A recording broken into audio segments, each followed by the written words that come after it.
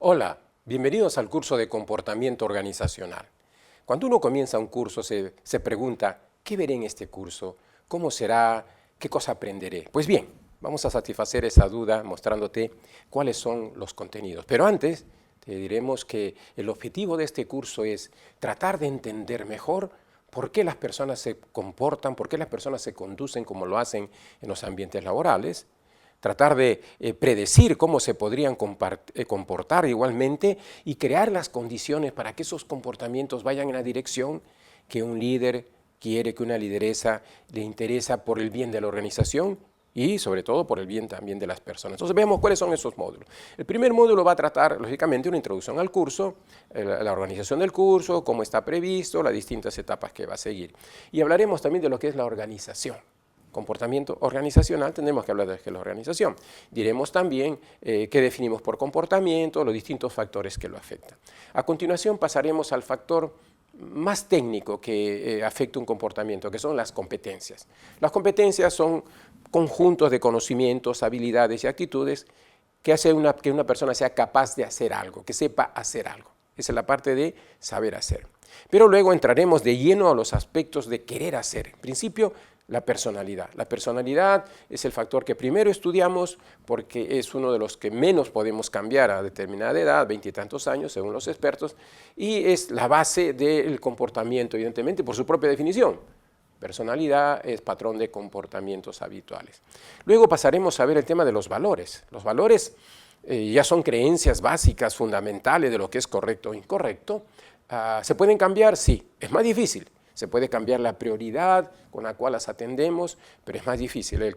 El sumum de un líder, de una lideresa, es llegar a cambiar los valores, mejorando la perspectiva que las personas tienen sobre lo que es correcto o incorrecto. Una vez que hayamos visto personalidad y valores, veremos a continuación actitudes. Las actitudes son predisposiciones, intenciones que tenemos de comportarnos. Muchas veces se juzga equivocadamente y decimos, esa persona tiene una mala actitud o tiene una buena actitud. No, lo que tiene es mal comportamiento o buen comportamiento. La actitud es lo que está dentro. La actitud no siempre se expresa como comportamiento. Entonces las actitudes las vamos a estudiar como predisposiciones, como juicios evaluativos que ya tenemos hacia todo aspecto de la vida. Mi actitud hacia el trabajo en equipo, si es favorable o no, mi actitud hacia trabajar fuera de horas o no, mi actitud hacia el balance vida-trabajo, mi actitud hacia situaciones extralaborales, como si estoy a favor o en contra de las corridas de toro, etcétera, etcétera. Veremos entonces actitudes. Dentro de las actitudes laborales, hay una de ellas que es muy estudiada por su impacto en la productividad, que es satisfacción con el trabajo.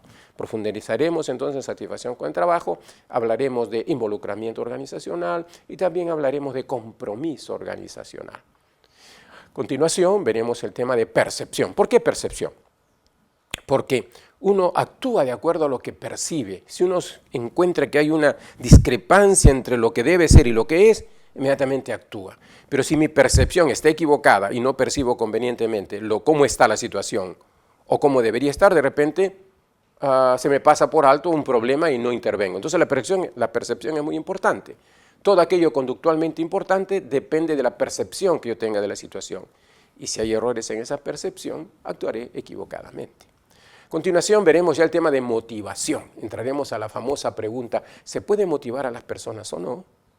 Entonces veremos cuáles son los factores que llevan a la posible desarrollo de la motivación en las personas, cómo esto se puede mantener, cómo a lo largo del tiempo esta motivación puede o no decaer. Entonces, vamos a ver entonces en competencia estamos viendo saber hacer y en el restantes factores estamos viendo el querer hacer.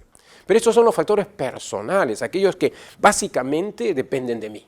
Hay otros factores que dependen del grupo, por ejemplo, poder y política, la estructura de poder. Cuando hablamos de poder muchas veces nos sobresaltamos. Oye, poder no, pero uno no debe buscar poder. No, el poder es la capacidad de hacer que otros hagan lo que nosotros queremos. Si yo quiero conducir a la organización por un camino más adecuado, tengo que tener poder. Si no, ¿cómo puedo influenciar en las personas para que hagan lo que se supone que es lo mejor para ellas? Entonces el poder en esencia no es malo, porque el poder es la única forma que tengo de lograr que las personas cambien su comportamiento.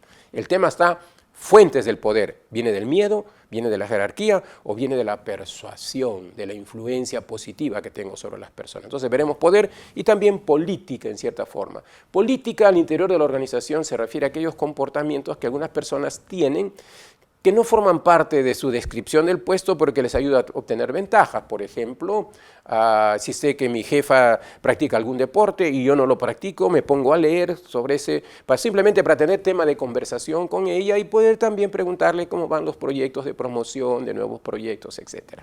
Esa es política. Tiene sus límites, evidentemente. Luego, el manejo de conflictos. En una organización siempre se van a presentar conflictos, que no es otra cosa que la discrepancia en cómo llegar a obtener ciertos resultados, la discrepancia en formas de actuación. Es bueno que existan los conflictos, pero es mucho mejor que estos se resuelvan positivamente. A continuación veremos las principales características que diferencian un equipo de un grupo. Una cosa es trabajar en grupo, otra cosa es trabajar en equipo. No es fácil trabajar en equipo. Para trabajar en equipo hay que no solamente atacar el problema que nos han encomendado, sino también cómo nos organizamos internamente para hacerlo de la mejor manera. Bien, luego llegamos finalmente al sumo, que es el liderazgo. Más importante que definir lo que es un líder es definir lo que es el liderazgo. Muchos errores se cometen porque creemos que el líder es lo importante. Lo importante es el liderazgo y veremos sus características en su momento debido. Luego pasamos ya a los procesos sociales o a los factores que afectan el comportamiento, pero que son producto de toda la organización. Por ejemplo, el tema de la cultura, los valores compartidos, importantísimo, porque la cultura es la percepción de la realidad. Y así como decíamos que la percepción influye en los comportamientos, la cultura va a influir en los comportamientos de todos los constituyentes de la organización. Finalmente, clima. A diferencia de la cultura, que es como digamos la personalidad de la empresa, el clima es más emocional, es como el estado de ánimo de una persona. El clima puede variar muy rápidamente.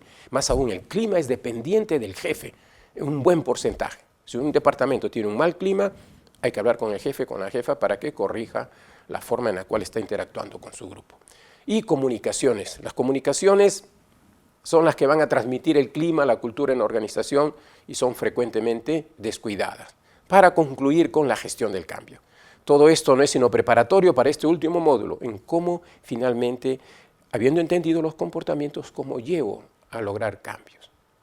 Como verán entonces, todos estos módulos nos llevarán hacia tratar de entender por qué las personas se comportan como lo hacen en el ambiente laboral, cómo puedo predecir lo que harán y finalmente cómo puedo crear el contexto para que en la medida de lo posible aumentar las posibilidades de lograr liderazgo a través de convencer a las personas de que cambien su comportamiento en la dirección en que la organización y la región, el país, lo va a satisfacer, lo va a agradecer y va a producir un desarrollo económico, cultural y espiritual que todos esperamos.